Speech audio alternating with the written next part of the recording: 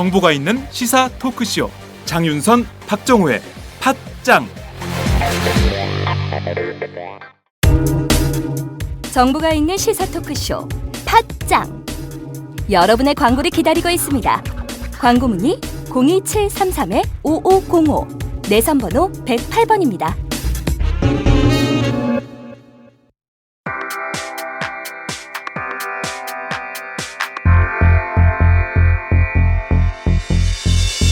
정치와 시민이 만났다. 김광진, 안진걸이 함께합니다. 시민의 정치.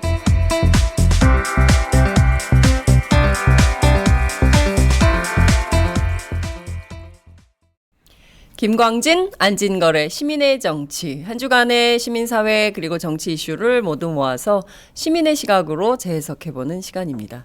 오늘도 어김없이 더불어민주당 김광진 의원님 나오셨습니다. 어서 오세요. 예, 안녕하세요. 2월의 첫날이기도 하고 월요일이기도 합니다.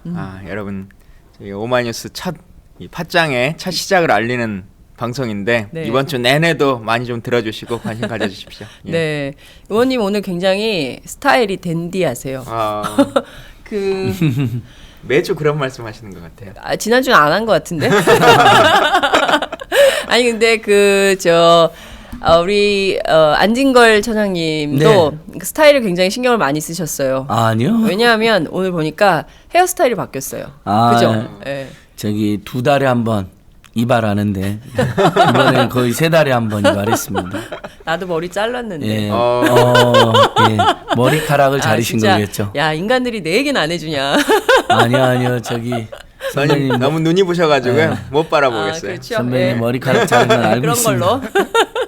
네, 참 좋네요. 2월을 시작하는 첫날 그리고 한 주를 시작하는 월요일 서로 이렇게 외모에 대해서 칭찬하면서 출발할 수 있다는 게 악플만 엄청 달릴 것 같아요. 행복한 아침이에요. 중요한 건 지금까지 댓글이 하나도 없어요. 우리끼리만 즐거워하고 있다는 거. 한 주간 어떻게 지내셨습니까? 뭐 사실 요즘은 지금이 월요일인지 일요일인지도 정신없이 모르고 그냥 이리 가라 그러면 이리 가고 저리 가라 그러면 저리 가고 그렇게 선거운동 하고 있고 아침 출근 인사부터 쭉 저녁 일정까지 이렇게 하고 그렇군요. 지내고 있습니다. 아니 그러면 지난번에 하루에 저녁 자리를 2번, 3번 갈 때도 있지만 밥은 못 먹는 때가 많다 이런 말씀하셨는데 요새도 그런 거예요? 요새도 그렇죠. 요새도 막 여기저기 인사만 드리러 다니고 사실은 문제는 지금도 제가 아직 기침이 계속되는데 감기약을 먹으면서도 저녁 자리에 가면 또 술을 마시니까 그래요. 이 몸이 축나서 이게 걱정입니다. 선거운동의 패턴이 좀 바뀌어야 될 것 같아요. 한국 사회 그죠? 고민스러워요. 이제 시민의 입장에서 길거리에서 우리 국회의원들이나 후보들이 피켓 들고 이렇게 아침 인사하잖아요. 그게 어느 정도나 효과가 있어 보이세요? 글쎄. 자 우선 저희가 막 얘기하다가 중요한 거는 안진걸 처장님 인사를 아직 못 하셨어요. 아닙니다. 저는 안진걸 참여연대 협동처장님 나오셨습니다. 네, 안녕하십니까. 저는 뭐 인사 안 해도 됩니다. 의인 김광진 의원님하고 또 이렇게 우리나라를 대표하는 오마이뉴스랑 함께 방송을 하는 것만으로도 영광이어서 가만히 듣고 있었습니다. 네, 굉장히 겸손하세요. 예, 겸손한 척 하는 것이고요. 아침에 일찍 와가지고 저기 의인 김광진 의원님 샌드위치까지 제가 다 먹었습니다. 2인분을? 예, 반쪽짜리 하나씩 나오더라고요. 그래서 의원님은 안 드신다 그래서 먹고 보니까 후회되네요. 저녁도 못 드시고 시민들 만나는 분인데 제가 잘못 먹었네요. 갑자기 반성 모드로 괜찮아요. 김광진 의원님은 샌드위치 안 드셔도 밥을 드실 거예요. 네. 지난주 우리 시민사단체도 굉장히 바빴습니다. 우리 총선 이제 2016 총선 범국민 연대기구를 만들어서 박근혜 새누리당 정부의 실정도 평가하고 심판하고 뭐 공약을 거의 지키지 않았기 때문에 그에 따라 평가하고 심판하자는 건 뭐 자연스러운 호소가 있을 것이고 혹시라도 또 여당이나 또 필요하면 야당에서도 이렇게 문제 있는 후보들이 공천되는 걸 막아야 되기 때문에 그런 활동도 이미 저희가 이제 돌입을 했습니다. 이미 지금 보면 뭐 부적격 후보인 가능성이 높은 용산 참사의 주범인 김석기 씨 그리고 또 뭐 세월호 참사 가족들에게 온갖 막말과 행패를 부린 뭐 새누리당 김진태 의원 이런 분들이 공천을 받을 가능성이 있지 않습니까? 네. 그런 부분들에 대해서 우리 국민들이 굉장히 반대하는 목소리가 지금부터 이미 지난주에 표출돼서 네. 그것들을 전달하는 역할도 시작됐다. 그렇군요. 우리 유권자들에게 말씀드리고 싶습니다. 지금 2000년인가요? 2000년 총선연대의 낙천 낙선 운동이 예. 굉장히 그때 엄청난 화제가 됐죠. 그리고 예. 실제 그게 상당히 큰 영향력을 시민사회 영향력이 시민들에게 미쳤던 걸로 기억을 하고 있는데요. 예. 말씀하신 대로 그럼 올해도 낙천 낙선 운동 이런 것이 펼쳐지게 되는 겁니까? 예, 뭐 예전 같은 유력적인 형태는 되게 좀 어려운 부분이 있습니다. 네. 이 시민사단체 영향력이 예전보다는 좀 줄어든 부분이 있고 특히 당시에는 이제 부정부패 후보라든지 네네. 전두환 노태우 그 독재 권력의 나쁜 짓을 온갖 앞장서 후보들이 되거 나왔기 때문에 네. 그 놈들만큼 떨어뜨려야 된다라는 여론이 아하. 상당히 있었는데 지금 이제 예전 같은 부정부패는 상당히 좀 줄어든 면도 있고 또 후보 개개인의 문제를 떠나가지고 박근혜 새누리당 정권이 총체적으로 공약을 어기고 민주주의나 민생을 파탄내는 거에 대해서 네. 또 뭐 종군 위안부 합의를 아주 엉망으로 하고 국정교과서를 강행한 것에 대한 거기에 대한 집단적 심판이나 평가가 필요하다는 여론이 있기 때문에 네. 후보 개개인의 주목했던 낙천 운동과는 좀 차이가 있을 것이다. 아하. 그리고 그때는 대규모로 명단이 맞아요. 발표됐다면 리스트가 막 발표돼가지고 네. 그때 기자들이 담벼락치기 담에 귀를 이렇게 대고 들어가지고 예. 뭐 안에서 경론이 벌어졌다. 경론이 이런 벌어지고 막 그런 거 막 쓰고. 상상속 기사 예. 있었죠. 그때 우리 장윤선 오보도 많이 하고 장윤선 선배님과 제가 그때 우리 총선연대 실무했기 네. 때문에 생생히 잘 기억하는데 기억하고 있습니다. 그때보다는 아무튼 좀 다른 형태인데 그리고 이제 지금은 어쨌든 친환경 무상급식이나 반값 등록금 정책처럼 우리 선거라는 게 열린 공간이잖아요. 그렇죠. 일종의 유권자들에게는 축제 같은 공간이니까 좋은 정책을 마구 발표하고 이렇게 여야 정당이 받아들이게 하는 정책 캠페인도 굉장히 중요한 역할을 그렇군요. 해야 될 상황입니다. 예. 예. 그때는 이를테면 낙천 리스트, 낙선 운동 리스트. 그래서 이제 거기 예. 포함된 사람들이 굉장히 막 분노하고 그랬던 기억도 나는데요. 막 예컨대 지지자들 데리고 와서 막 행패 부리고 그랬었죠. 그렇습니다. 예. 예. 그러니까 그런 것도 있는데 그때 이제 너무 네거티브한 선거운동 아니냐 이런 예. 비판이 있어서 그러면 이번에는 정책과 관련된 포지티브한 방법으로 좀 우리에게 요구되는 필요한 예. 시민들에게 요구되는 그런 정책들도 한다. 뭐 그런 이런 부분들 겁니다. 이제 균형을 잡아서 하는 거죠. 이번에도 일부 낙천 명단을 먼저 발표를 할 거예요. 아 그래요? 언제 발표합니까? 여야 정당이 공천하기 전에 해야죠. 그러니까 보통 지금 2월 말 3월 초에 공천 작업이 완료될 것 같은데 네. 그 전에 발표하려고 하는데 아까 말씀드린 것처럼 이미 국민적으로 굉장히 지탄을 받았던 김석기 씨라든지 네. 김용판 씨 예. 청문회 선서 거부한 것을 선거운동의 주요 슬로건으로. 내용으로 내세우고 있잖아요. 얼마나 황당합니까? 국회를 개무시한 사람이 국회에 들어가 있다. 이건 정말 황당하고 그다음에 뭐 아까 세월호 참사에게 예. 온갖 막말하고 진상규명을 방해했던 자들 거기에다가 뭐 엊그저께 지금 새누리당에서 새누리당 기자회견하는 거 먼저 거부된 뭐 강용석 전 의원 같은 분 아나운서 여성 아나운서를 예. 굉장히 성적으로 비하해가지고 그 당에서까지 제명된 거 네. 아닙니까? 그리고 온갖 이상한 춤을 저질러가지고 네. 사실상 정치판에 쫓겨나다시피 했는데 네. 방송판에서도요. 네. 근데 반성도 없이 돌아온다. 이거 우리 국민들 아주 우습게 하는 처사거든요. 그러니까요. 뭐 제가 지금 낙천 명단을 제가 정하는 건 아니니까 일정한 기준과 합리적 절차에서 여튼 시민사단체 정하는 건데 그런 사람들에 대해서는 사실 국민들과 함께 낙천 목소리가 상당히 자연스럽게 터져 나올 것이다 이렇게 보고 있습니다. 네, 말씀하신 대로 낙천 리스트가 또 한 번 그 상당히 큰 주목을 받을 수 있는 선거다 이런 말씀을 드릴 수 있겠네요. 네. 김광진 의원 얼굴이 젊어 보이시네요. 40대 초반 아닌가요? 김광진 의원이 81년생이네. 헐. 이런 의견 주신 분 계시고요. 좋아하는 두 분, 용산 주민입니다. 두 분께 늘 감사하게 생각합니다. 용산 주민 지금 듣고 계신가 봐요. 용산 네. 주민들은 우리 김관진 의원님 엄청 좋아하시죠. 그렇군요. 영산 출마라는 의견이 많지만 당선 시켜줘야 되는데 당선이 안 돼. 그분들한테 물어봐도 네. 나오면 그러면 당선될 것 같아요. 그러면 당선은 안 될 것 같다 그래요. 그렇군요. 지금 그 용산이 지금 재밌어졌잖아요. 이제 멀어진 친박 진영대 네. 원조 아니 지금 다시 신박이 되려고 예. 하는 강용석. 예. 그리고 또 여성 후보도 한 분이 있어요. 나름대로 뭐 새누리당만 예, 그렇다는 공기업 거죠. 최초 여성 임원을 지냈다는 분 이렇게 세 분이 지금 3파전하고 그렇군요. 있고. 예. 근데 야당은 지금 후보들이 아주 정확하지는 않은 것 같아요. 예. 김광진 의원님 당내 분위기는 좀 어떻습니까? 지금 그 국회 쟁점 법안들 가지고 오늘 또 여야 원내 협상이 예정돼 있는 걸로 아는데 여야가 합의하면 정의화 의장이 직권상정하겠다 이렇게 입장을 밝히고 있고 또 새누리당 안에서는 지난번에 더불어민주당이 합의를 깼기 때문에 이 합의를 깬 것에 대해서 먼저 사과해라 이런 주장하고 있는데요. 의원님들은 지금 선거운동하느라 정신없죠.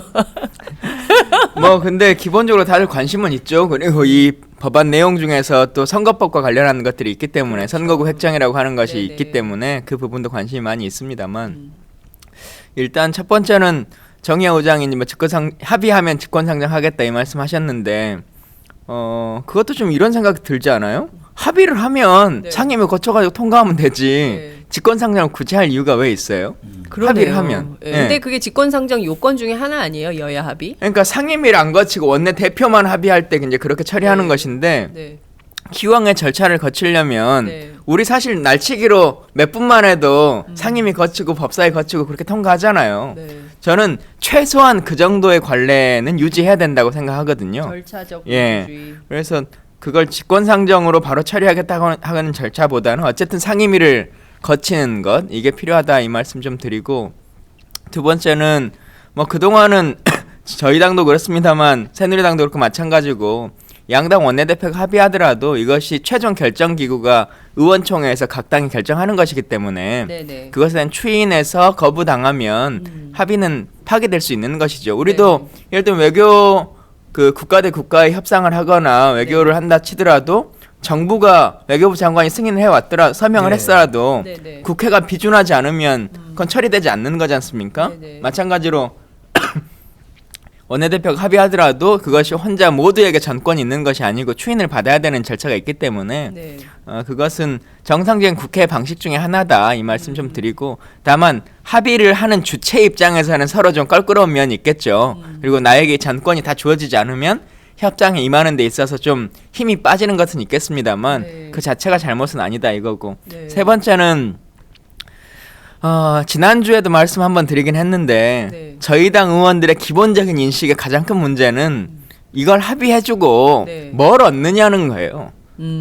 이 쟁점 법안들 예, 결국엔 쟁점 새누리당이 다 법안들에 원하는 대해서 것이고 박근혜 대통령과 청와대가 원하는 건데 예. 그러고 나서 우리가 얻는 건 뭐냐? 예, 당초에 우리가 원샷법 이런 거 논의할 때는 중소기업 활성화법이나 네. 뭐 이런 것들을 같이 패키지로 연계하자 맞아요. 이렇게 얘기를 했는데 지금 그것은 전혀 논의조차 되지 않고 그냥 뒤로 물러나 버리고 선거구 협상이나 이런 걸 함에 있어서도 지역구 의석을 7석 늘려주면 네. 비례대표의 공정성에 대해서 담보할 수 있는 제도를 바꾸자. 최소한의 조치. 최소한의 조치를 하자라고 하는 논의를 계속해 왔었고 심상정 의원 안까지 계속 갔습니다만 네. 그것도 다음에 20대 국회 논의하자 이렇게 물러서 버리고 네. 그냥 지역구 의원 수만 늘어나는 걸로 합의를 해온 거지 않습니까? 네. 그러면 결국은 선거구 협상이든 원샷법이든 노동사법이든 네. 결국 하나를 주고 하나를 받아야 하는 것이 정치인데 네. 받는 건 고사하고 우리는 협상의 대상에 우리의 안건조차 못 올리고 있는데 이 협상을 굳이 왜 해야 되는 것이냐. 네. 그리고 이것이 우리 지지자들이나 아니면 우리가 생각하는 선량한 국민들에게 도움이 되는 일이라고 판단하는 법이냐 네. 라고 하는 것을 계속 의총에서 논의하는 네. 과정들에 있기 때문에 그 고민들이 계속 쌓여 있는 거죠. 그렇군요. 지금 말씀하신 내용을 좀 들어보자면 그 더불어민주당 의원님들도 지금 그 쟁점 법안들에 대해서는 충분하게 동의하기 어려운 이런 상황인 것이고 또 국민들은 뭐 더 말할 나위가 없는 뭐 이런 상황인 건데 국민의당은 일부 쟁점 법안에 대해서 합의 처리해야 되는 거 아니냐 이런 얘기를 또 했어요. 안진걸 초장님 어떻게 보세요? 그러니까 원샷법이라는 것이 그 주로는 재벌 대기업들이 네. 구조조정이나 인수합병할 때 소규모 그때 주주총회를 네, 열지 않거나 그 기간을 축소하는 건데 미리 고지해야 되는 기간을 그러니까 일종의 주주들의 권익을 침해할 것이 분명하고 또 구조적인 인수합병할 때 여러 쟁점이 있는데 네. 단지 구조적인 인수합병할 때 노동자들에 대한 정리해고라든지 인원 감축 이런 일들이 많이 있을 수 있지 않습니까? 네네. 거기에 대해서도 안전장치가 없어서 문제가 되는 것이거든요. 그러니까 이런 법들은 충분히 토의해야죠. 우리 국민 입장에 생각해도 뭐 원샷법 이름도 생소한 기업활력 제고 특별법. 예, 기업활력 제고 특별법. 경제를 어떻게 살린다는 것인지. 네. 사실 서민 중산층들에게 지금 소득이 늘어나야지 내수가 늘어나서 경제가 살아난다. 그렇죠. 이야기를 우리 다 하고 있는 것이고 중소기업이나 중소상공인들 오히려 도와주고 비정규직 청년들 도와주자는 건데 그건 전혀 상관없는 내용이거든요. 근데 이게 이제 여당이 무조건 밀어붙이는 이 형국이 정말 문제가 많은 것이고 네. 국민의당의 정체성이 굉장히 모호한 부분이 있는 것 같습니다. 그런 법안의 내용들을 모르지는 않을 텐데 법안의 문제점들을 제3당으로서의 모습을 보여주기 위해서 여야를 싸잡아 비난하는 것이 좋은 태도인지 더불어민주당 경제당 입장에 더불어민주당의 문제점을 지적하고 때로는 뭐 비판하는 것은 충분히 있을 수 있다고 생각하는데 네. 새누리당 또는 박근혜 정부가 저지른 온갖 악행과 잘못된 강행 조치들을 반대하면서 그것도 같이 해야 되는 것이거든요. 근데 지금은 여당 편인지 야당 편인지 알 수가 없어요. 이런 태도로는 국민들로부터 용납받기 저는 어렵다고 생각하고 본인들이 그렇게 복원한다는 호남의 정치로도 뭐 호남의 정치라는 내용이 뭐 논란이 분분하지만 결국은 호남 민초들이 그동안 주장했던 것은 더 많은 민주주의와 더 많은 진보이거든요. 그런 면에 비춰봐서도 전혀 형편없는 태도가 아닐까 감히 그렇군요. 이렇게 지적해 봅니다. 의원님, 그 지금 쟁점 법안 관련해서 협상은 이렇게 가고 있는데 의원 다수의 입장을 좀 그 요약해서 말씀해 주신다면 어떻게 하는 것이 좋겠다라는 겁니까? 더불어민주당 의원 다수의 입장은? 이게 다수라고 말할 수 있을지 어쩔지는 또 모르겠어요. 전체가 우리 또 100명 정도의 의원이 계십니다만 또 침묵하고 있는 다수들이 또 많이 있기 때문에 네. 발언하는 분들은 또 약간 강성인 분들이 많이 있잖아요. 사실 네. 솔직히. 아니 근데 강성이 아니라 바른 소리를 하는 바른 거죠. 소리. 예. 그래서 그것이 모든 것의 그 목소리다라고 말할 수는 없지만 네. 어쨌든 의원총회에서 이것이 계속 부결되고 있다라고 하는 것이 네. 침묵하는 다수도 심정적으로는 이건 아니다라고 네. 하는 것을 동의해주고 있기 때문에 이제 그런 거라고 좀 판단하는데 네. 일단 첫 번째는 앞서 말씀드린 것처럼 우리가 연계하는 법은 뭐냐, 우리의 주장은 뭐냐, 그걸 명확히 우리한테 좀 설득시켜주라. 그래야 나도 우리 지지자들한테 지역구에 가서 얘기를 할 거 아니냐라고 하는 의견들이 가장 많으세요. 네. 그래서 선거구 협상에 있어서도 비례대표 문제, 이 문제도 그렇고, 그리고 두 번째는 기업 활력화법이나 이런 걸 원샷법을 할 때는 우리가 생각해 왔던 중소기업 활성법이나 을들을 보호하는 법안들 몇 가지 논의됐던 것들이 있는데 그것은 어떻게 진행할 것이냐, 네.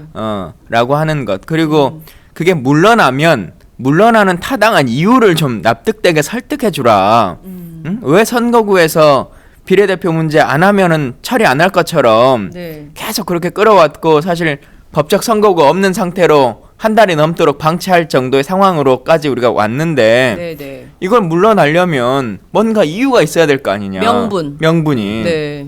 근데 그 명분도 없이 그냥 그대로 우리가 손만 들고 네. 빠져나올 수는 없다라고 하는 거. 그래서 협상이 도대체 어떤 게 내용이 있기 때문에 네. 실제 이런 상황이 된 것이냐를 좀 정확히 설명해 달라는 게 훨씬 많고요. 네. 그리고 가장 큰 인식은 그거 같습니다. 지금 원샷법이나 노동사법이나 이 모든 것들이 네. 실제 필요한 법이 아니다. 이 인식이 가장 강하신 거죠.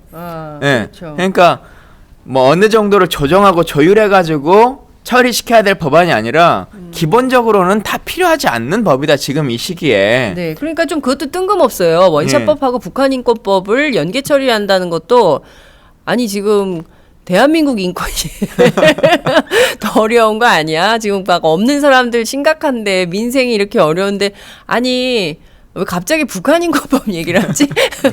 이런 거예요. 사실 시민사회 북한인권법도 우리의 요구 사항의 법은 아니잖아요. 그러니까 그것도 새누리당이 요구했던 그 전에 거잖아요. 한나라당부터 주장해 왔던 법이죠. 네. 그러니까 우리 법이 아닙니다. 그거. 시민사회 어떻게 생각하세요? 그러니까 북한인권법도 역시 네. 북한의 인권을 정말 증진시키기보다는 남북 간의 대결과 반목만 늘려가지고 오히려 그렇게 되면 인권이 더 어려워지잖아요. 그런 걱정이 있는 거죠. 시민사단체도 이제는 북한 주민들 인권 문제에 대해서 예전보다 훨씬 더 발언을 하기 시작했습니다. 네. 그렇게 발언하는 입장에서도 그리고 이북 권력이 문제가 있다라고 지적하는 입장에서도 이 법은 오히려 대결과 반목을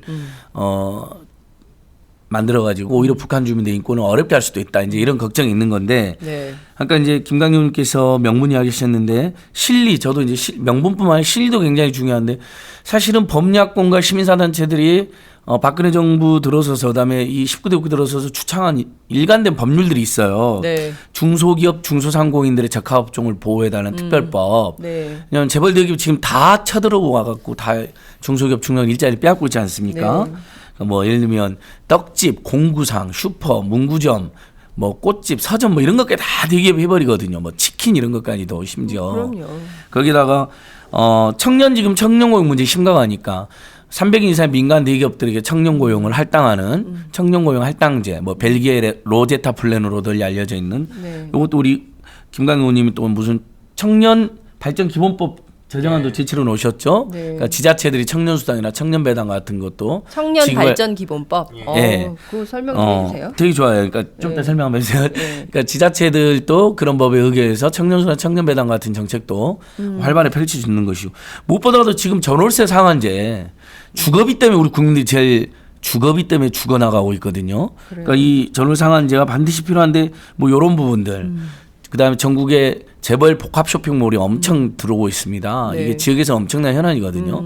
뭐 이런 법들. 네. 그다음에 노동사법에 맞선 정말 좋은 노동법으로 비정규직을 정규직으로 원칙적으로 뽑게 한다든지 네네. 뭐 특수고용 노동자들이라 해서 노동자로 인정도 안 되는 분들 굉장히 많지 않습니까? 레미콘 기사, 보험 설계사, 학습지 교사, 네. 골프장 캐디 이런 분들 네. 이분들이 노동자로 인정받게 되면 훨씬 지금보다 보호가 많이 되거든요. 네. 이런 법들이 이미 법야권 노동계 시민사회가 다 제출해 놨습니다. 19대 국회 초장에. 지금 국회에 예, 계류되어 다 있는 계류 중에 법안들이라는 있고 거죠. 상임위에서 다 야당들이 오랫동안 추천한 법이에요. 근데 여당이 유일하게 반대하고 있는 거거든요. 네. 그러면 예를 들면 진짜 저지해야 될 법인데 어쩔 수 없이 통과시켜줘야 될 상황이다 하면 네.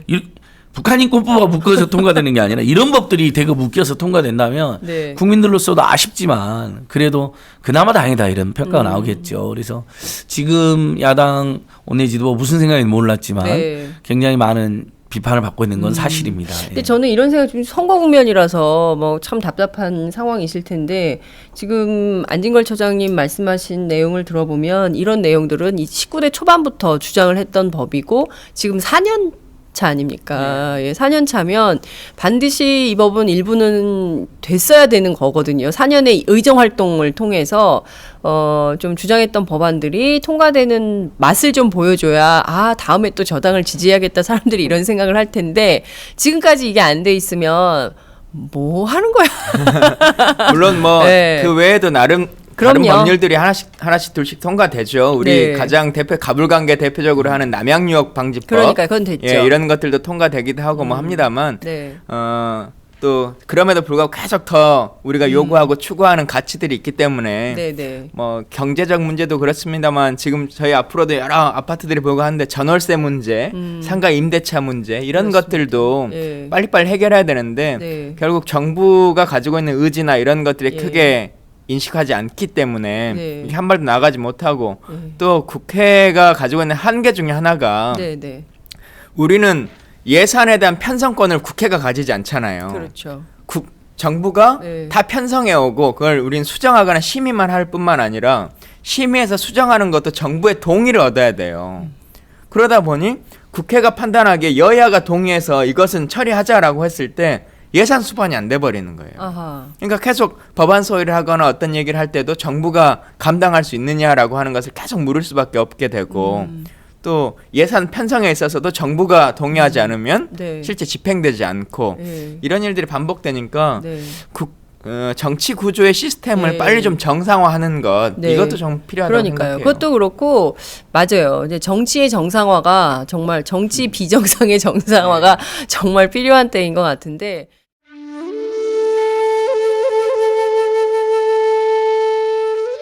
영한네이처의 마카 산삼. 공중파 텔레비전에도 없고 인터넷 배너 광고 하나 없지만 팟캐스트 좀 들어봤다 하는 분들은 다 아는 마카산삼. 진짜 유명해져서 유사 제품도 많아졌습니다. 이젠 마카산삼으로 검색하면 너무 많이 나와요. 꼭 영한내이처로 검색해주세요. 팟캐스트에서 듣던 그 마카산삼을 구입할 수 있습니다. 특히 나라 걱정으로 심신이 지친 분들에게 권합니다. 몸에 정말 좋습니다. 내 몸도 나라도 살릴 힘이 납니다. 페루의 마카와 우리나라 산삼, 몸에 좋은 11가지 원료를 모두 하나로 만든 마카 산삼. 마카 녹용과 마카 소화 청소년도 있습니다. 1일 2회 공복에 따뜻한 물과 함께 드세요.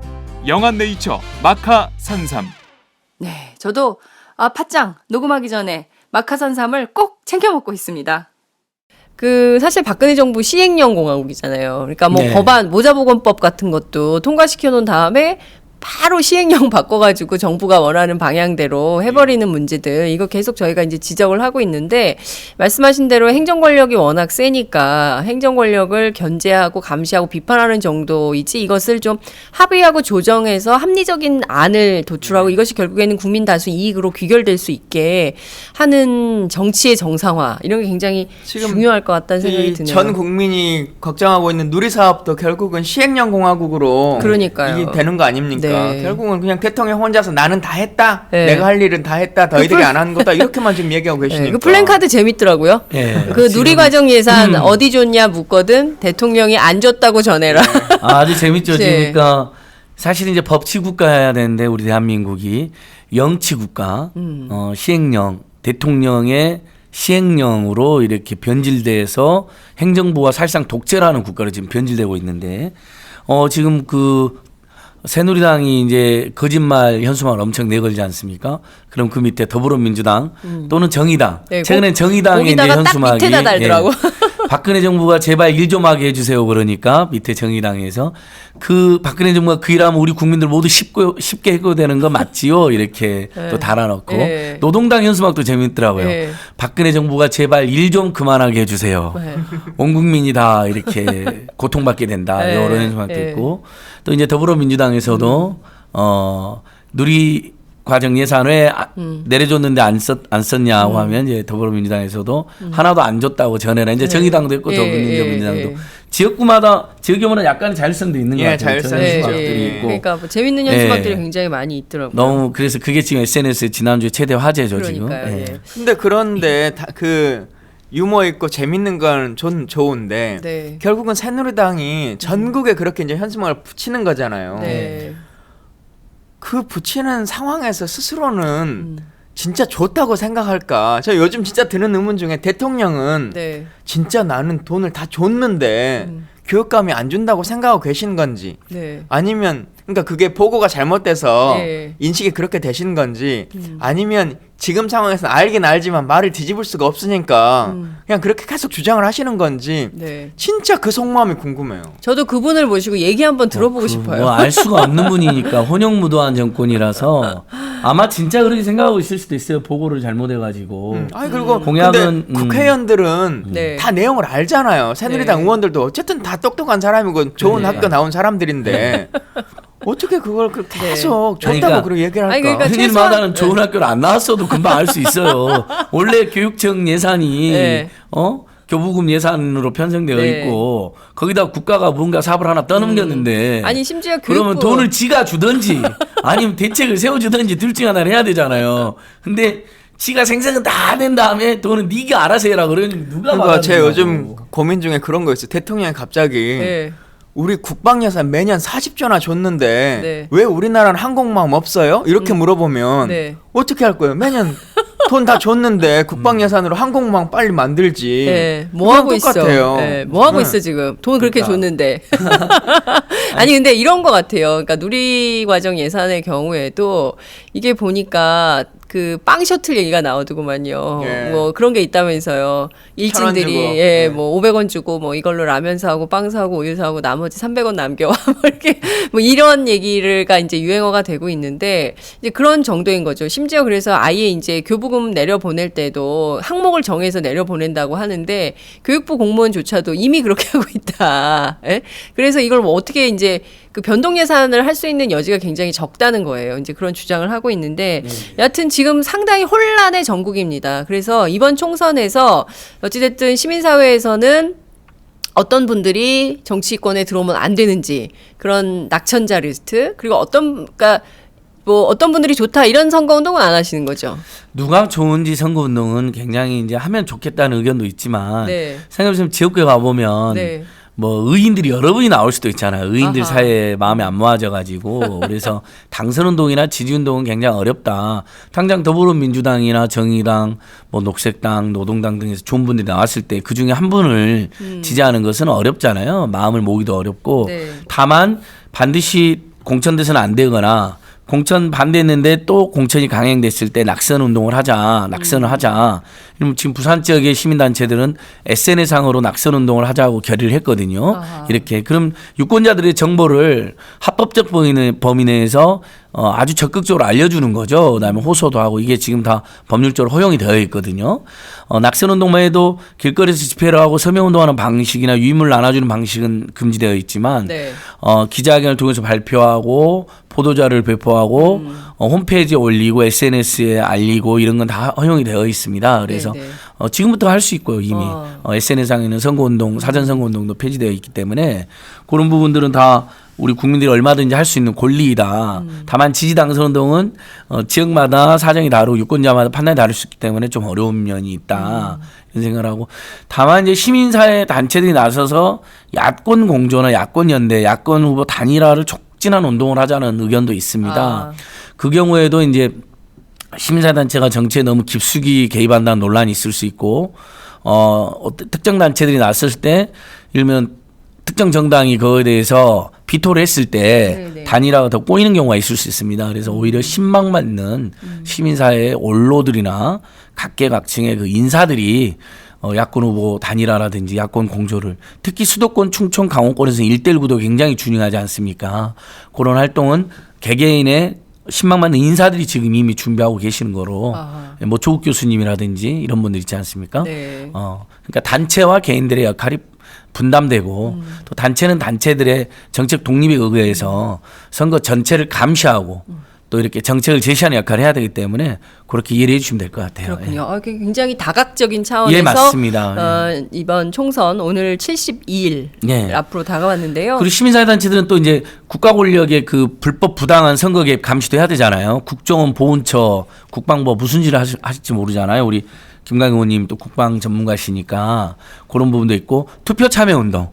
20대, 30대 세대들이 절망 속에서 투표마저도 포기하는데 이 절망을 뚫기 위해서 우리도 압도적으로 투표를 해보자 이런 또 호소도 청년 세대를 함께 진행할 예정입니다. 그렇군요. 선거 앞두고 그동안 뭐 여러 가지 논란도 있고 그랬는데 정말 다시 16년 만에 시민사회에서 낙선운동 그리고 뭐 이렇게 야권 연대운동 그리고 또 다른 차원에서 뭐 권력 감시 또 이제 투표 참여 운동까지 아주 다양한 차원에서의 그야말로 선거 종합 백화점 운동이 나올 수 있겠다라는 생각을 하게 됩니다. 지금 저희가 이제 총선 관련해서 쭉 살펴보고 있는데요. 요 얘기를 좀 하고 넘어가야 될 것 같아요. 김광진 의원님 트리도 닮았다고 어떤 분이 트리도 몰라요? 캐나다 40대 총리 트리도를 닮았다고 제가 뜬금없는 얘기를 하니까 두 분이 지금 저 사람이 지금 무슨 얘기를 하고 있는 거야? 진보 자유주의 총리님이잖아요. 아주. 그러니까요. 예. 트리도 닮았다는 의견을 주셨습니다. 요 얘기를 꼭 하고 싶었어요. 아니 그리고 의원님 그 청년발전 기본법 얘기를 좀 들어야죠. 의원님 대표 발의한 법안. 네. 진짜 좋은 법안인데. 그러니까요. 설명 한번 해주세요. 아니 이제 그 내용을 하면 대부분의 분들이 그 소위 말하는 이재명 시장의 청년 배당, 박원순 시장의 청년 결국은 이 얘기를 주로 많이들 하시는데 원래 이제 그것을 하기 위해서 낸 법안이라고 보기는 어렵고 먼저 내셨어요, 먼저.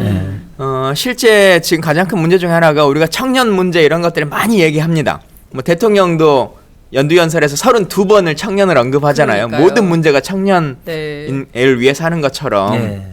근데 실제 우리는 청소년 기본법이나 뭐 장애인 기본법이나 뭐 이런 것들은 기본법이라고 하는 것이 있어요. 그 대상자들의 맞는 최소한의 기본이 있는데 지금 우린 청년 기본법이라는 것이 대한민국에 존재하지 않습니다.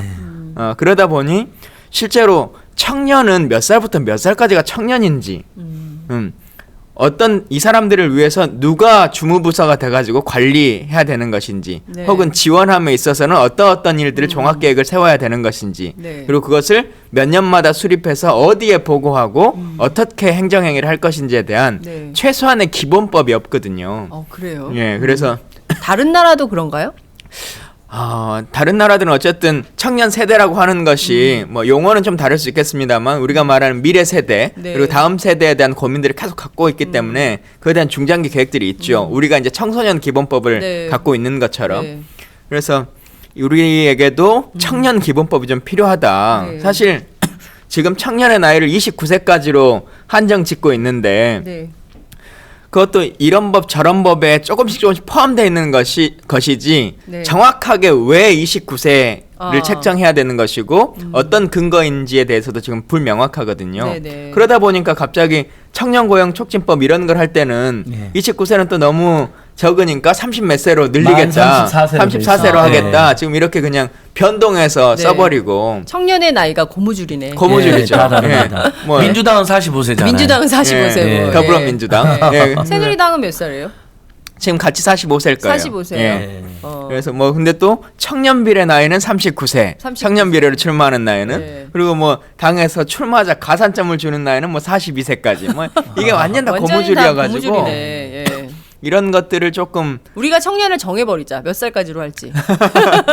기본적으로 좀 기본법이 필요한 시기는 네. 있고 또 사실 네. 이제 29세라고 하는 기준이 네. 단순하게 보더라도 우리가 이미 이제 대한민국의 80%가 넘는 국민들이 대학을 가잖아요. 네. 그러니까 그 보호의 측면 이게 기본법이나 이런 걸 대상하는 건 보호를 하기 위한 건데 법적으로 그 특히나 취업이나 창업 혹은 이런 것들에 있어서는 29세라고 하는 나이가 남자를 기준으로 보면 군대 갔다 오고 대학 마치고 뭐 요즘은 또 1년 정도씩 어디 유학도 가고 뭐 휴학도 하고 이런 일들이 반복되니까 어학연수도 가잖아요. 가고 예. 그 나이 때면 인제 사회 진출을 막 시작하는 네. 나이거든요. 29살. 예, 근데 네. 예전에는 대학을 그렇게 가지 않았기 때문에 23세, 23세, 24세 정도면 사회 진출해서 네네. 5, 6년 정도 국가가 좀 보호해주면 가능한 나이였어요. 근데 이제 시대가 바뀌었으니까 이것도 좀 재정립할 네. 필요가 있는 거죠. 그러면 청년 기본법에 의하면 의원님께서 입법 발의한 대표 발의한 이 청년 기본법에 따르면 청년의 나이는 몇 살이고 어떤 기본적인 보호 내용이 들어가 있습니까? 기본적으로 이 법에 못 박지는 않았어요. 네. 왜냐하면 이것을 논의할 수 있는 심의 기구를 만들고 네. 그것에서 중장기 계획을 얘기해야 되기 때문에 네네. 근데 저는 기본적으로 우리 이제 35세 정도까지를 원칙으로 보는 것이 맞지 않겠냐 이런 생각은 가지고 있습니다. 네, 35세. 예. 그리고 기본적으로는 청년들이 사회에 진출하는데 도움을 줄 수 있는 예. 몇 가지 조치들. 그 예. 안에 청년 배당, 청년 수당을 포함해서 혹시 주거복지, 뭐 일자리 문제 이런 예, 주거복지라든가 우리 이 기본적으로는 국가가 청년 문제에 대한 중장기 계획을 세워야 돼요. 아하. 그게 가장 중요합니다. 그래서 인구 편차가 어떻게 되기 때문에 어떻게 가겠다. 사실 지금 군대도 마찬가지인데 네. 군대 가려고 하는 사람이 막 줄을 서 있잖아요. 그 입대를 못하고 십수한다고 하는 말들이 횡행할 정도예요. 그게 사실은 몇 년도에 태어난 사람이 몇 명이니까 네. 몇 년도쯤에는 군대를 갈 사람들이 늘어나겠다. 그러면 군 입대 숫자를 이때는 어떻게 좀 늘리고 사회 진출 인력을 어떻게 하고 네. 하는 것들을 계획을 세워왔다면 이렇게까지 혼란이 오지 않거든요. 네. 근데 그냥 닥쳐서 올해 사람이 많네? 그리고 그냥 끝나는 일들이 반복되다 보니까 이 그러니까요. 일들이 예. 벌어지는 그러니까 것이거든요. 뭔가 좀 우리가 옛날부터 국가의 미래를 좀 계획하고 이렇게 해야 되는데 그런 거 없이 맨날 주먹구구식으로 하다 보니까 이게 국가도 사회도 기업도 학교도 다 모든 데가 다 그런 식인 거예요. 그러니까 이거를 좀 제대로 하려면 역시 정치가 정치가 비정상의 바로 서야 정상화가 돼야 된다. 그래야 모든 시스템이 안착될 수 바보야 있다. 문제는 정치다. 이런 그러니까 거예요. 우리가 시행령 공화국을 기승전 문제 정치. 삼는 게 네. 사실은 그런 것에도 있어요. 네. 그러니까 시행령으로 하냐 안 하냐 이게 법률적인 거냐 아니냐의 문제도 있지만 네. 그리고 뭐 어떤 정부의 입장에 따라 얘기한다는 것도 있지만 법률에 의해서 계속해 온다면 정권이 바뀌더라도 그것은 계속적으로 유지돼 가요. 네. 근데 시행령으로 하기 때문에 이 정부가 우리는 이것에 관심 있어 그러면 그것에만 일을 하고 또 정부가 바뀌어버리면 전혀 그 일은 이제 하지 않고 하는 일이 반복되니까 네. 법률에 근거해서 정부가 바뀌어도 국가가 운영해야 될 기본적인 행정행위는 정상적으로 쭉 유지돼 가야 되는 것이죠. 네, 그렇군요. 아유, 지금 뭐 이런 우리가 여기 그 2월 1일 월요일 오전 7시 50분부터 이게 열변을 토하고 있는 이유는 국가에 정말 올바른 장례를 잘 설계하고 그랬으면 좋겠다는 취지가 있기 때문입니다. 이런 네. 얘기들을 국정원을 통해서 네. 박근혜 대통령이 꼭 전달이 좀 됐으면 좋겠다. 박근혜 대통령이 진짜 안 듣고 이 방송 네. 국정원만 네, 듣고 국정원이 있나요? 좀 열심히 듣고 있으니까 체크해서 좀 정보라도 올리는 게 국정원이 할 일입니다. 네, 그렇습니다. 근데 잠깐 국정원이 근데 국내 방송을 체크하면 안 될 것 같은데. 아니, 그러니까 뭐 듣긴 하겠죠. 정보 차원에서. 해외 예. 정보만 잘 수집하시기 바라고.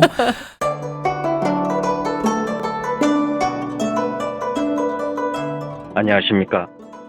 저는 정도전을 15년 전에 최초로 소설로 썼던 작가 임종일입니다. 사실 정도전을 소설로 쓰는 데만 10년이 걸렸는데 그 시절 무명의 고달픈 심신을 양꼬치와 고량주로 달래주었던 풍무 양꼬치. 풍무 양꼬치는 월드컵 4강의 기쁨도 나라골 우습게 돌아가고 분통이 터질 때도 늘 함께했던 안식처이자 사랑방이었습니다.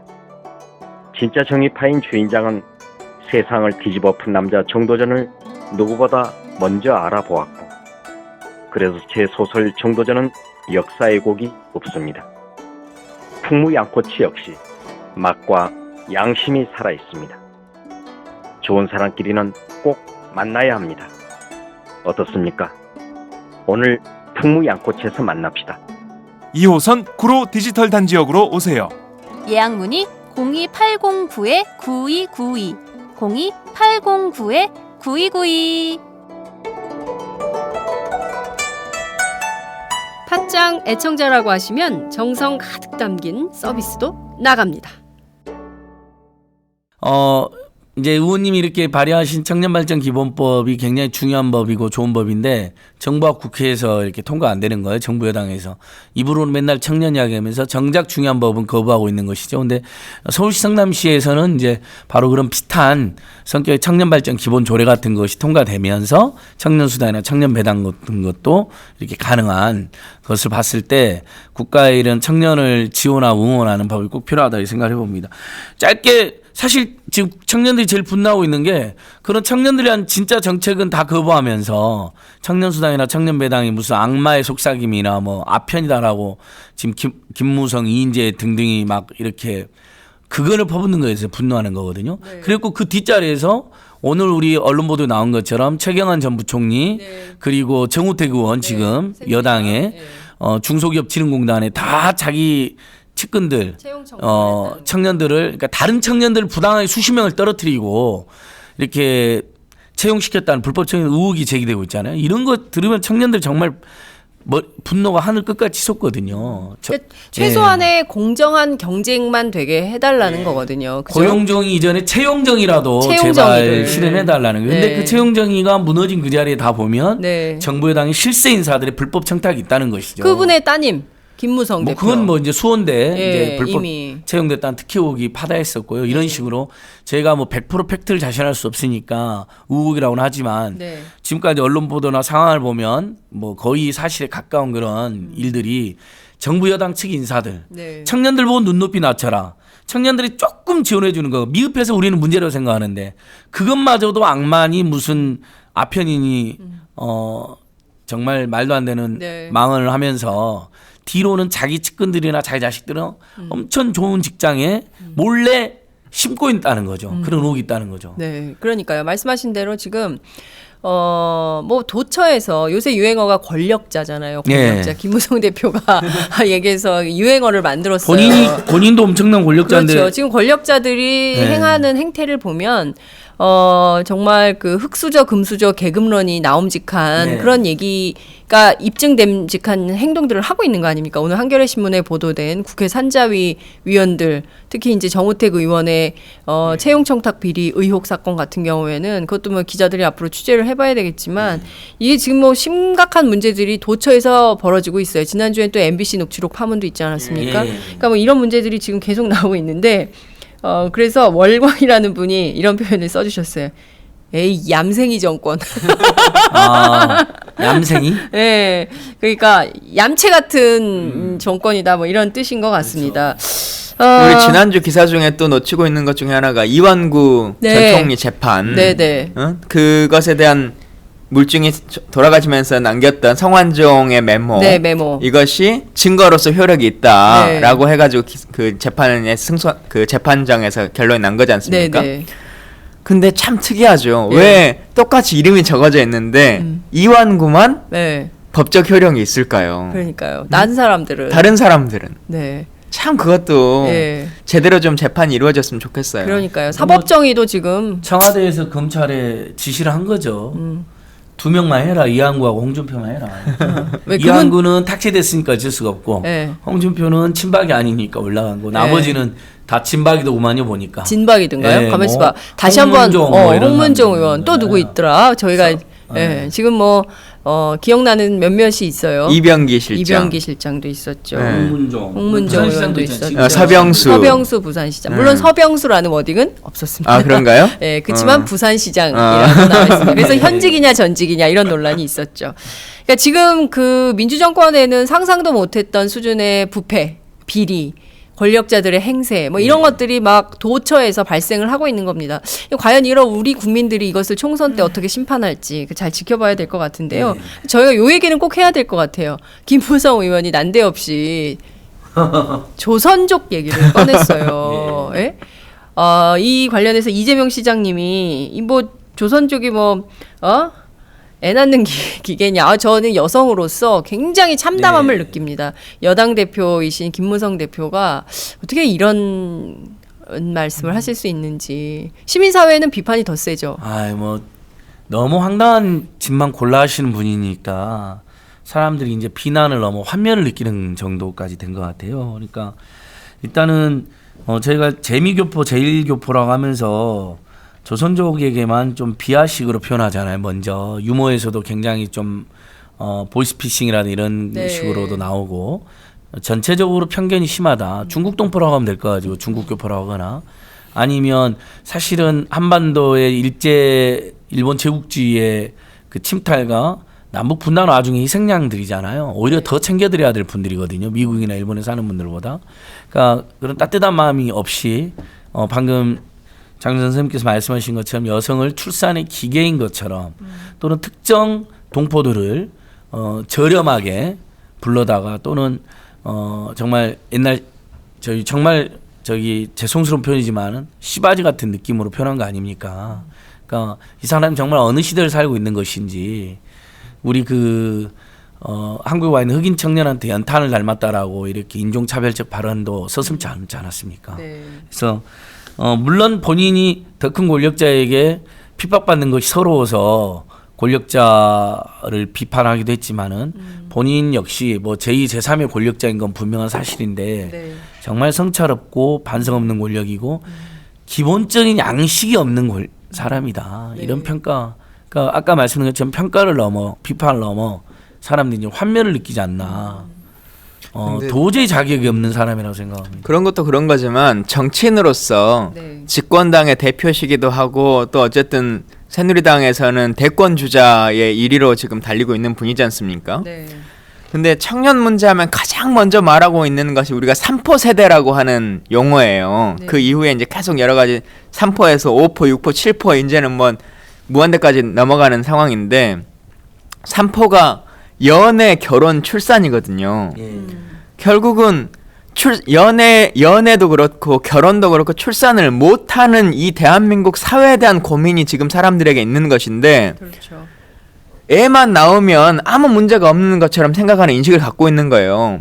실제 대한민국 국민도 뭐 중국 동포든 뭐 어디 뭐든지 간에 그게 중요한 게 아니라 지금은 대한민국 땅에 살고 있는 많은 사람들이 네. 대한민국 국적자들도 마찬가지고 애를 못 낳고 애를 낳게 되면은 감당할 수 없는 사회적 문제, 이 시스템에 대한 불만과 이 정부에 대한 비판이 높은 것인데 네. 그것은 뒤로 두고 왜 애를 안 낳지? 이것만 계속 얘기하는 것이거든요. 그냥 애를 낳으면 되지.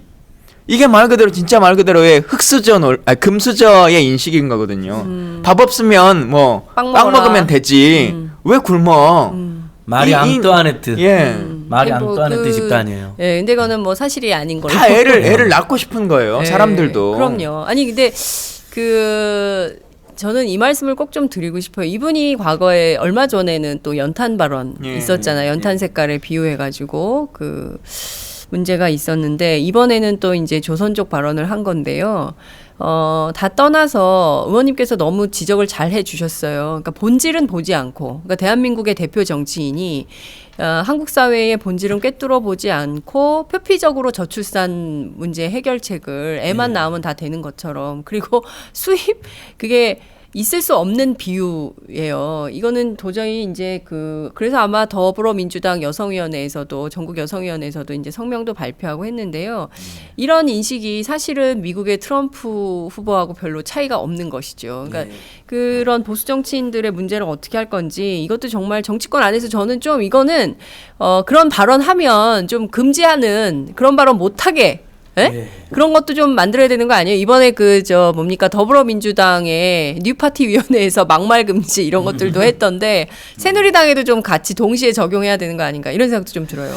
그러니까 다시 한번 이제 그게 떠오릅니다. 김무성 대표의 말을 들어보면 박근혜 대통령이 우리 청년들 중동에나 다 가버렸으면 좋겠다. 그 다음에 박근혜 정부 발표한 저출산 대책 이런 게 있었어요. 청년들이 연애도 안 하고 미팅도 안 해가지고 결혼도 안 하고 출산도 안 하니까 미팅을 주선하겠다 뭐 이런 내용이 있어서 온 국민을 정말 웃게 만들었는데 그래서 언니부터 미팅을 하시던지 이런 성명도 있었거든요. 박근혜 언니부터 미팅 하든지 그 미팅이 안 돼서 문제라면 당신부터 해라고 이런 진짜 풍자가 나돌았는데 거의 그런 식이잖아요. 연애 안 하고 결혼 안 하고 애 안 나니까 문제니까 국가가 강제로라도 또는 정말 슬픈 역사를 가진 우리 동포들을 동원 또는 섭외해서라도 결혼을 시켰다는 발상인데 결혼이 그렇게 결혼하는 사람이 어디 있겠습니까? 뭐 물론 이제 지금 일부 농촌에서는 국제 결혼이 불가피하게 있는 건 사실입니다만 여당 대표가 할 말은 아니죠. 그리고 그렇게 표현해서도 안 되고 그 우리 중국 동포들 만주나 연해주 그 연변 일대에서 살고 계시는 그분들이 정말 슬픈 역사의 산물인데 얼마나 기분이 언짢고 불편하시겠습니까? 그 도올 김용옥 선생님이 저희 팟짱 인터뷰에서 이런 말씀하신 바 있습니다. 여기 지금 그 연변 동포들, 중국 동포들 오셔서 그 비정규직이라든가 전부 이런 노동자로 하위직 삶을 살고 있지만 이분들의 삶을 거슬러 올라가면 전부 독립운동가들의 후예라는 거예요. 이렇게 독립운동가들의 후예를 여러분들이 폄하하거나 비하해서는 안 된다라는 말씀하셨는데 그 안진걸 처장님 지적대로 얼마나 우리 한반도에 슬픈 역사가 있습니까? 저희가 지금 보면 식민지 시대 겪었죠. 또 분단, 전쟁, 분단 얼마나 정말 엄혹한 역사를 겪었고 그 역사의 후예들이 지금 살아가고 있는 거거든요. 근데 그분들을 향해서 이렇게 비난한다는 거 정말 도저히 묵과할 수 없는 문제다 이런 생각이 좀 듭니다. 관련해서 저희가 지금 소녀상 지키고 있는 대학생들 있잖아요. 시민사회에 좀 도움을 주나 요새 근데 피자가 끊이지 않는다 이런 얘기를 들었어요. 많은 분들 뭐 박원순 시장님도 왔다 하셨다 그러고 새벽에 추울 때 저희도 시민단체들 집회도 같이 하고 자주 가고 그렇게 하고 있습니다. 공동대책위원회도 꾸려져 있고 그다음에 뭐 지금 100억도 안 되는 돈에 우리 민족의 양심과 영혼을 판 거 아닙니까? 그 고통을. 그래서 지금 그 100억을 거부하고 우리 국민들 성금으로 차라리 재단을 만들자. 그래서 그 기금 모금 운동도 지금 이제 돌입한 상태입니다. 그 굉장히 많은 모금액이 모이고 있다고 들었어요. 기업과 정의재단에 맞습니다. 기업과 정의재단 많은 돈이 모이고 있다는 얘기를 들었는데요. 일본 정부가 이런 입장을 또 발표해서 지금 발칵 뒤집혔습니다. 일본군 위안부를 강제 연행한 증거는 없다. 이런 입장을 유엔 인권 최고 대표부 사무소에 제출을 해서 논란이 일고 있는데요. 지난번 합의 때는 정부가 책임을 지고 사과한다라는 입장을 밝혔어요. 그래놓고 또 국제사회에서는 또 이런 일본 정부의 이율 배반적인 이런 행태도 우리가 비판을 좀 해봐야 될 것 같은데요. 우선 의원님 어떻게 보세요? 그러니까 이게 유엔의 여성차별철폐위원회라고 하는 이제 회의를 앞두고 철폐위원회에서 일본에 질의를 한 겁니다. 네. 지금 현재 이제 나오고 있는 말을 들어보면 일본 측 입장에서는 위안부의 강제적 이송, 그러니까 영어로 보면 forcible removal이 없었다, 입증하는 증거는 없다는 공적인 발언들이 있는데 이것에 대한 입장을 알려주세요라고 질문한 거예요. 강제적 이송이 없었다라고 하는 것에 대한 일본 측의 입장에 대해서.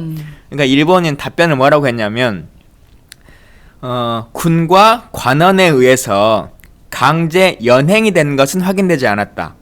그러니까 forcible taking away, 강제 연행은 없었다 이렇게 답을 한 거거든요.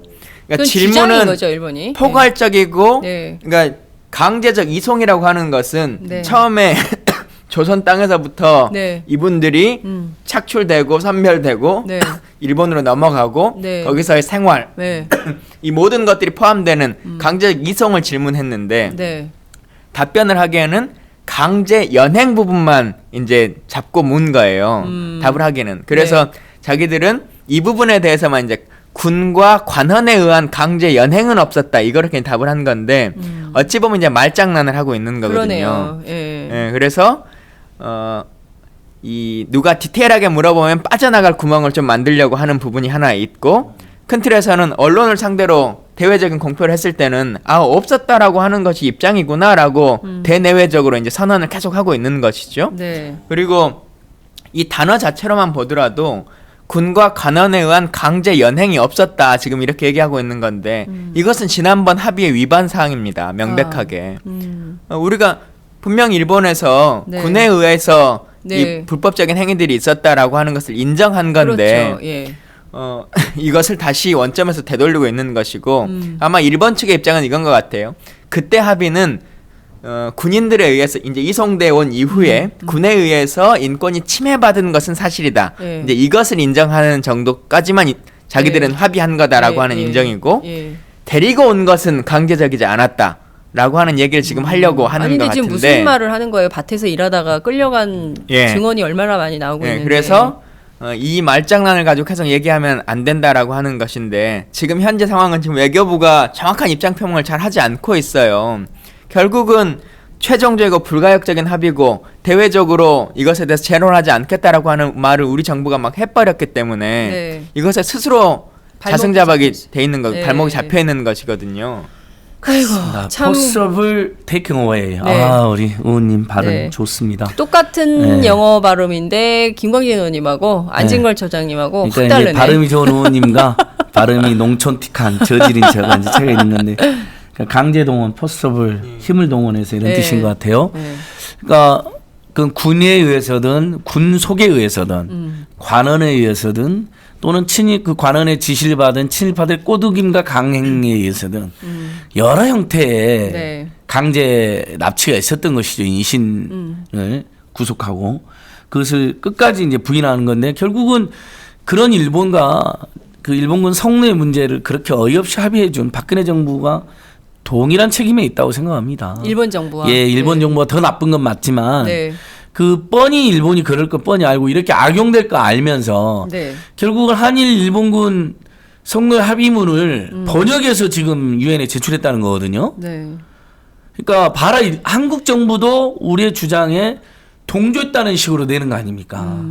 이거 얼마나 역사에 무거운 죄를 저지르고 있는 것인지 정말 이 혼용무도한 정권이 지금 저지른 악행도 모자라서 과거로부터 켜켜이 내려온 우리 사회의 고통까지도 일제에 다 팔아넘겼다 이런 생각밖에 들지가 않습니다. 그러니까요.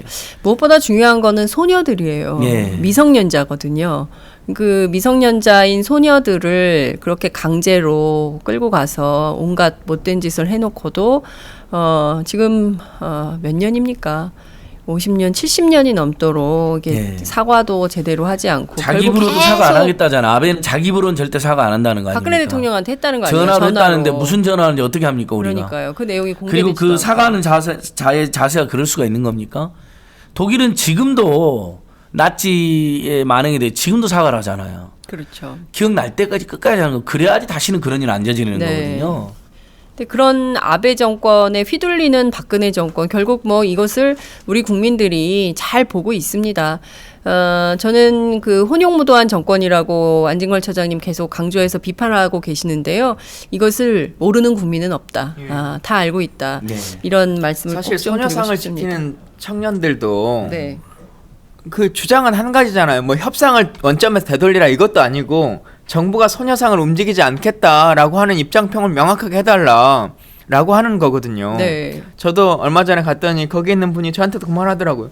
그 답 하나 받아주는 게 국회의원이 그걸 못해요? 이제 이 얼마나 이제 야당 책임으로. 네. 아니 그러니까 야당 책임의 문제가 아니라 네. 좀 물어봐서 그 답을 정확히 받아줄 수 없냐 이 질문을 계속 하더라고요. 네. 그냥 지금 역으로 소녀상 지키는 학생들 경찰 조사한다 그러고 그렇죠. 정대협 조사한다 그러고 그런 거 네. 아닙니까? 근데 정부는 지금 입장을 이렇게 내고 있잖아요. 소녀상 문제는 민간의 문제니까 정부가 말할 수 있는 상황이 아니다. 지금 이렇게 얘기를 하는데 네. 그건 명확하게 정부가 입장을 위해서 말할 수 있죠. 응? 왜 그걸 말을 못해요? 그러니까 일본에 무슨 미락을 해준 것 같아요, 제 생각에는.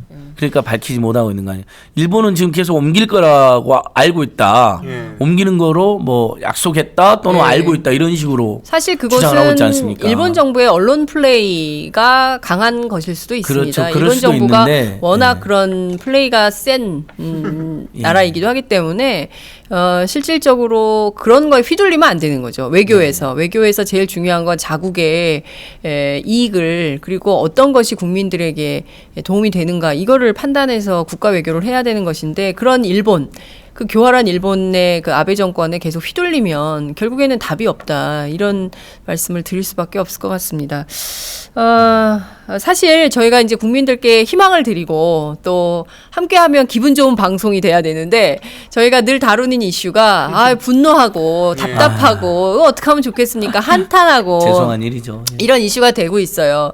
2016년에는 또 특히 이제 총선 이후에는 좀 이렇게 밝은 얘기를 우리가 할 수 있었으면 좋겠다는 예, 아니 그래서 좀 생각이 희망찬 이야기 들고요. 해보고 싶어요. 예. 이제 이번 주가 설날이잖아요. 예, 예. 우리 다음 주 방송은 쉬겠네요. 그렇죠. 아이고 아쉬워라. 그게 제일 희망적이에요. 예. 다음 주 방송 아니요. 쉬는 게 아니요, 그게 이런 아니고. 아침에 일찍 나오는 게 힘들구나. 이번 주에 좋은 소식이 있어요. 그래서 네. 그 수원대 해직 교수님이 네네. 본인이 해직당하고 그런 고통을 겪었는데도 불구하고 항소심에서 이제 그동안 못 받은 급여를 일부 받으셨거든요. 네. 그래서 무려 1,000만 원을 또 이재 교수님이라고 네. 1,000만 원을 시민사회단체 여러 군데 내놓으시고 아이고. 기부하시면서 사학비리 척결과 사학비를 비호하는 세력을 추방하는 데 써주시라. 본인이 이제 못 받은 급여로 이제 사실 얼마나 빚어 있었겠어요. 그동안 생활비도 없었을 테니까 그런 훈훈한 소식도 있고 네. 또 드라마 시그널 김은희 네. 작가님 있잖아요. 예, 지금 예. 또 화제 드라마인 예, 예. 응답하라 1988. 이 김은희 작가님하고 남편 장항준 감독님이 네. 참여연대 팟캐스트 네, 나왔어요? 참팟에도 출연하셔가지고 화제가 네. 되고 있는데 네. 처음으로 참여연대 팟캐스트가 뉴스에 나왔어요. 그 두 분이 출연해서 하신 말 때문에 이제 네. 시그널. 예. 근데 이런 말 해주시더라. 왜 네. 범죄 스릴러물에 주목하느냐 네. 했더니 거기에 기본적 한국 사회 상식과 정의가 무너진 한국 사회 모순이 다 담겨 있다. 특별한 진보나 대단한 정의를 바라는 게 아니라 강자에겐 강하고 약자에겐 약하는 또 여러 가지 그런 경찰이나 국가가 보여주지 못해서 죽었는데도 그 원인도 밝히지 못하는 그런 사람들의 원한을 풀어주는 사회를 원한다. 그러면서 참여연대 유니세프, 나눔문화, 올드비전 이런 데 기부를 하신대요, 많이. 네. 그래서 좋은 일은 참여연대 회원이에요? 예, 참여연대 후원도 하시고 네. 왼손이 하는 일을 오른손이 모르게 하는 건 안 된다는 거예요. 알아야 된다는 거예요. 그래야 사람들이 기부도 많이 하는 거 아니냐. 그런 이야기 해주셨는데 참여연대 팟캐스트 홍보를 하는 게 아니라 네. 물론 직접 가서 들어보시면 좋겠지만 네. 홍보하는 것 곳곳에 같은데? 아닙니다. 제가 그렇게 얄팍한 사람은 아니고 곳곳에 의인들이 엄청 많다. 네. 아주 많다. 다만 지금 아주 답답하게 숨지고 있는 분들도 있고 네. 때로는 기부하는 것으로 자신들의 의지를 네. 드러내는 있고 아니면 드라마를 쓰는 작가님들마저도 드라마에도 네. 상식과 정의를 염원하는 마음들이 투영되어 있다. 예. 그럼요. 그런 희망찬 소식들이 네. 꽤 많습니다. 네, 지금 저는 국민들이 반드시 이번 총선에서 불같은 심판을 내려주실 거라고 믿습니다. 네. 희망이 있다고 생각합니다. 지금 그 홍보하셔도 되고요. 참여연대 팟캐스트 응원합니다. 예, 참파십니다. 네, 참파십니다. 들어주세요, 여러분. 예, 팟빵에서 검색됩니다. 네, 예. 그리고요. 저는 말씀하신 대로 그렇게 정말 이 팟캐스트 팟짱을 들으시면서 정말 분노의 주먹을 불끈 쥐고 내가 이번 총선에선 정말 제대로 된 투표해서 심판하겠다 이런 분들도 계실 거고요. 이 사회의 잘못된 정의 정의 실천을 위해서 애쓰시는 분들 도처에 계시다고 생각합니다. 그런 분들의 힘으로 저희 팟짱도 이렇게 이끌어 갈 수 있다 이런 말씀을 좀 드리겠습니다. 의원님도 힘내시고요. 예. 정말 설이네요. 까치까치 설날은 어저께고요. 우리 설 덕담을 한번 들어봐야 되지 그러니까요. 않을까요? 의원님 설 덕담을 예. 근데 뭐 설이 얼마나 가까이 오는지도 별로 느낌이 네. 아직은 없어요. 예. 지금 없어요. 예, 크리스마스부터 느낌이 잘 없긴 설까지. 한데 맞아. 설 덕담보다도 아까 말씀하셨던 뭐 요즘 오마이뉴스에도 보면 그 고상만 기자가 계속 시리즈를 올리고 있긴 하던데 네. 군 인권이나 이런 문제들도 계속 되잖아요. 문제가 되고 있고 결국은 이건 것 같아요. 대한민국 사회가 대한민국 국민들은 국민으로서의 의무를 다 합니다. 근데 국가가 국가의 의무를 다하지 않아서 발생하는 거거든요. 그게 경찰이든 군이든 어떤 행정행위든 대통령이든. 그래서 이제는 좀 정부가 그리고 국가가 국가의 의무를 다하는 나라로 좀 거듭날 수 있도록 제도적 보완 장치도 하고 국민의 선택도 잘하고 그렇게 좀 나아갔으면 좋겠다는 생각입니다. 네, 오늘 말씀 정말 잘 들었습니다. 다음 주 방송을 쉴지 여부는 제가 결정합니다. 예. 네, 오늘 말씀 정말 잘 들었고요. 좋은 나라 만들어 주세요. 예, 저 노력하겠습니다. 네, 고맙습니다. 예, 예, 감사합니다. 고맙습니다. 안녕하세요. 오마이뉴스 대표 오연호입니다. 감사합니다.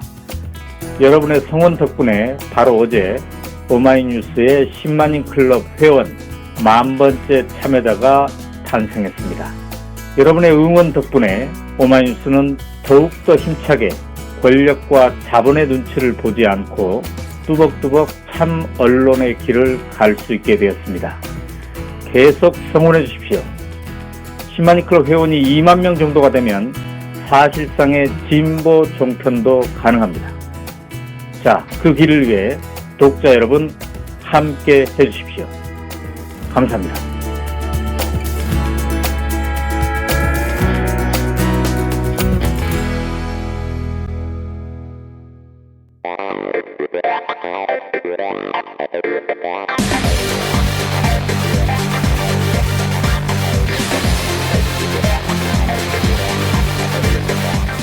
정보가 있는 시사 토크쇼 장윤선, 박정호의 팟짱.